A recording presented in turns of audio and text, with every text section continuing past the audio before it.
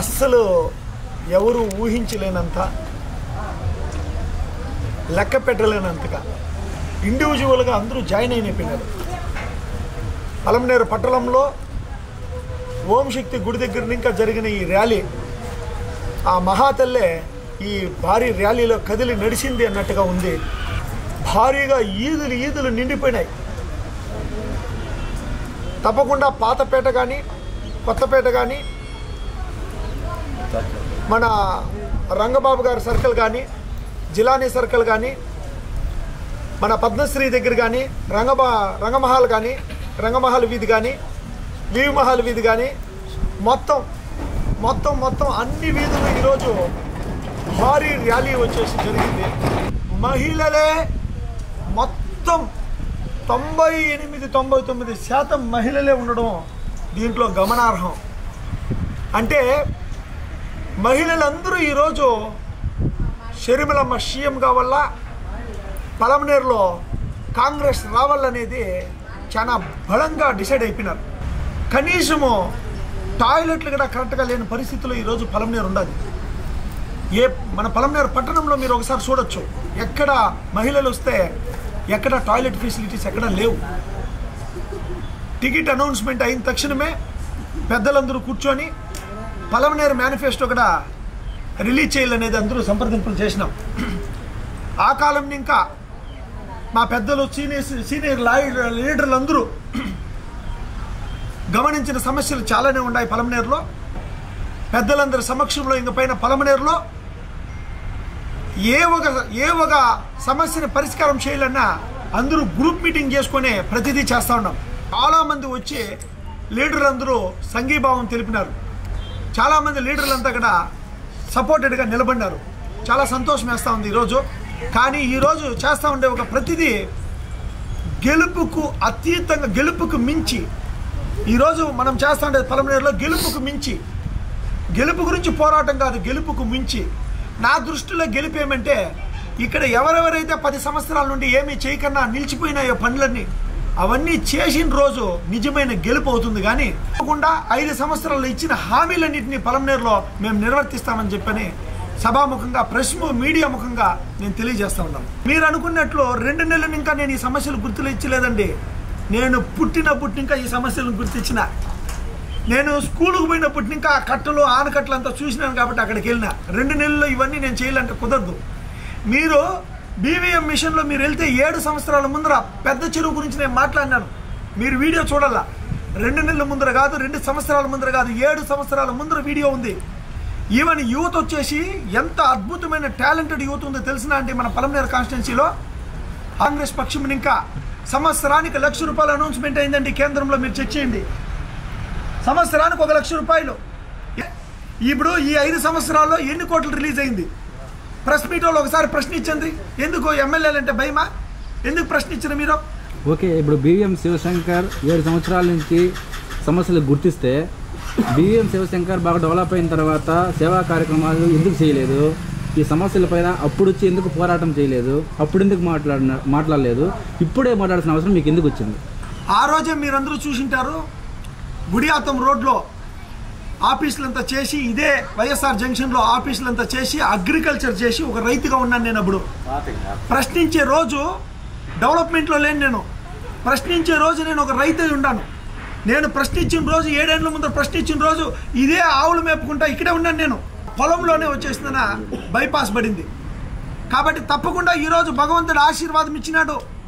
గొప్పగా అన్ని బిజినెస్లు కానీ ముందర పోయేదా కానీ అన్నిట్లకు మించి నాకు ఎంతోమంది గొప్ప స్నేహితులు, పెద్ద వ్యక్తులను అందరినీ ఇచ్చినాడు. ఈరోజు దాదాపు 40 ఏండ్ల నుండి కాంగ్రెస్లో ఉన్నోళ్ళు కానీ ఇప్పటికీ ఆత్మాభిమానంతో అదే పార్టీలోనే ఉన్నారు. ఈరోజు కాంగ్రెస్ పక్షం నాకు గళాన్ని ఇప్పడానికి ఒక అవకాశం ఇచ్చింది. ఈరోజు కాంగ్రెస్ పక్షం ఇంతమంది నాయకులు కలిపి ఈరోజు మీరు చూసింటారు భారీ ర్యాలీతోనే మీకు అర్థమైపోయింటుంది. మొన్న 100 బస్సులతోటి మేము తిరుపతి సభ సక్సెస్ చేసినప్పుడే మీకు అర్థమైంటుంది. ఈరోజు పలమనేరు గురించి రాష్ట్రం మొత్తం మాట్లాడుకునే రీతిలో మేమందరూ ఉండామండి. ఆవులకి గడ్డేసేదానికి దానికే 4 బోర్లు ఫెయిల్ అయినాయి. ఈవెన్ ఒక ఎమ్మెల్యేగా గత 7 సంవత్సరాల ముందర 3 ఏళ్ళు పోరాటం చేసిన లంచం లేకుండా నాకు కరెంట్ రావాలని చెప్పి 3 సంవత్సరాలు నేను ఎప్పుడు కరెంట్ తీసుకోకుండా నేను మొబ్బుటింట్లో ఉన్నాను. పక్క షెడ్ని ఇంకా నాకు పక్క షెడ్లో కరెంట్ మీటర్ కట్టుకొని ఇదే సీనలో నాకు కరెంట్ ఇస్తే 3 ఏళ్ళు ఉన్నానండి. ఇది మన పలమనేరులో ప్రభుత్వ అధికారులు చేసిన విషయం. నాకు మీరు ఎమ్మెల్యేగా లేకపోయినా కనీసం క్వశ్చన్ చేయొచ్చు కదా, మీడియా తరపున వచ్చేసి ఇట్లా చేస్తున్నారు మీరు క్వశ్చన్ చేయొచ్చు కదా, కనీసం మీరు క్వశ్చన్ కూడా చేయలేదు కదా. అప్పుడు నెక్స్ట్ ఇంకోటి ఏమంటే ఇప్పుడు మీరు నేను ఎమ్మెల్యే అయితే ఇట్లా క్వశ్చన్ చేయండి చెప్పి మీరు అడుగుతున్నారు కదా. ఫస్ట్ ఆఫ్ ఆల్ మీ పార్టీలోనూ క్లారిటీ లేదు, సీటు ఎవరికి ఇస్తారని చెప్పేసి 2 వర్గాలుగా మీరు ఫైట్ చేస్తున్నారు. సో ఈ 2 వర్గాలుగా ఫైట్ చేస్తారు, మీకే క్లారిటీ లేనప్పుడు ప్రజలు ఈ కాంగ్రెస్ పార్టీలో ఏ వ్యక్తిని విశ్వసించాలా, ఏ వ్యక్తికి సపోర్ట్ చేయాలా? ఒక్క నిమిషం సార్.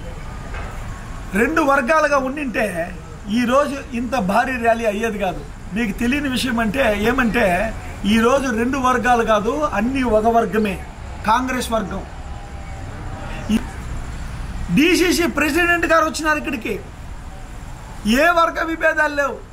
చిత్తూరు నుండి డిసిసి ప్రెసిడెంట్ గారు వచ్చి ఈరోజు ర్యాలీలో మాతో పాటు కిలోమీటర్లు నడిచినారు.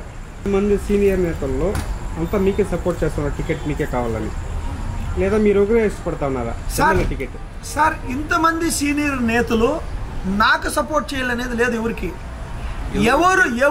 ఎవరు కార్యాధారణ చేసి ఎవరైతే ఒక కార్యం చేసి ముందరకు పోవాలని ఉండారో వాళ్ళ వెనకాల తప్పకుండా నిలబడతారు.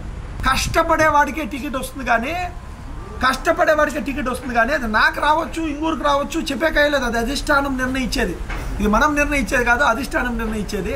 కాబట్టి ఇక్కడ వీళ్ళందరూ నాకు పనిచేస్తా ఉండలేదు, కాంగ్రెస్ పార్టీకి పనిచేస్తూ ఉన్నారు. వైఎస్ఆర్సీపీ, టీడీపీ అండ్ జనసేన 3 ఒక పక్షమే. మీకు తెలియని విషయం ఇది బాగా తెలుసుకోవాలా. ఈసారి 2 ప్రధాన ప్రత్యర్థులు ఉండేది 2 పార్టీలే. ఒకటి బీజేపీ, బాబు, జగను, పవను, బీజేపీ ఒక పక్షం అయితే కాంగ్రెస్ ఒక పక్షం. స్టేటస్ ఇవ్వని ఒక బీజేపీకి వీళ్ళందరూ తుత్తులుగా ఉన్నారు. కాబట్టి ఈరోజు కాంగ్రెస్కి ఈ బీజేపీకి మధ్యలో జరుగుతూ ఉండే పోటీ ఇది. బీజేపీ అంటే బాబు, జగను, పవను, ఈ 2 పక్షాలే ఉండేది ఇప్పుడు. కాబట్టి తప్పకుండా కాంగ్రెస్ పక్షం అత్యధిక మెజార్టీతో గెలుస్తుంది. ఈ బాబు గారు, జగన్ గారు, పవన్ గారు వీళ్ళు ముగ్గురు చేరుకొని బీజేపీతో గుమ్మక్కయ్యి 15 లక్షల కోట్లు రావాల్సింది నిర్వీర్యం చేసేసినారు. ఇప్పుడు ఇంకోటి ఏమంటే ఈ కాంగ్రెస్ పార్టీ అనేది ఎలక్షన్స్ టైంలో మాత్రమే పలమనేరు నియోజకవర్గంలో ప్రత్యక్షం అయిపోయేసి తర్వాత కనుమరుగైపోతుందని చెప్పేసి కూడా ఎన్నో కథనాలు మనం చూసాము. మీరు అంతేనా, లేకపోతే ఇంకేమన్నా నిలబడే ఛాన్స్ ఏమన్నా ఉందంటారా? కాంగ్రెస్ పక్షం అనేది సముద్రం లాంటిది. కొన్ని సందర్భాల్లో, కొన్ని సమయాల్లో ఈ క్వశ్చన్ అడగాల్సింది ఆ రోజుకి ఇంకా ఈ రోజుకు 10 సంవత్సరాల వరకు ఎవరైతే ఇన్ఛార్జిగా ఉన్నారో, ఎవరైతే కాంగ్రెస్ పక్షంలో పోటీ చేసినారో. అంటే మీరు చెప్పినారు కదా మేమంతా ఒకటైపోయేసి ఉన్నామని చెప్పేసి అందుకు అడుగుతాను క్వశ్చన్. ఇది తప్పకుండా ఈరోజు ఒకటైనాం. ఈరోజు 2 వర్గాలు అంటే అక్కడ అడిగింటాం, మేము కలిసిపోయినా ఉంటున్నారు కాబట్టి మిమ్మల్ని అడుగుతున్నాం. తప్పకుండా అందుకనేసి ఈరోజు ప్రశ్నించినాం. అందరూ 10 సంవత్సరాల వరకు తప్పయిందో ఒప్పయిందో దయచేసి ఒకరికొకరు కలుద్దాము. సార్, ఇక్కడ కాంగ్రెస్ పక్షం అనేది విత్తనాలు కొన్ని లక్షల కోట్ల విత్తనాలు ఉన్నాయి. వర్షం పడట్లా అంతే. ఇప్పుడు కొద్దిగా అట్లా వర్షం పడతా ఉన్నట్లే మొలకలు ఎత్తుతా ఉన్నాయి అన్ని. నేను ప్రతి ఇల్లుకి పోతా ఉన్నాను, ప్రతి గృహిణి దగ్గర మాట్లాడుతూ ఉన్నాను పర్సనల్గా. అందరూ నాకు చెప్పే విషయం ఏమంటే 2 పక్షాలని నమ్మే ప్రసక్తే లేదు, విరక్తి చెందిపోయినారు. ఇప్పుడు మన ఆంధ్రప్రదేశ్కి కాంగ్రెస్ లీడర్షిప్లో ఫస్ట్ ఉన్నటువంటి షర్మిలమ్మ గారు గతంలో వైఎస్ఆర్సీపీకి పాదయాత్ర చేసి అన్నని గెలిపించుకున్నారు.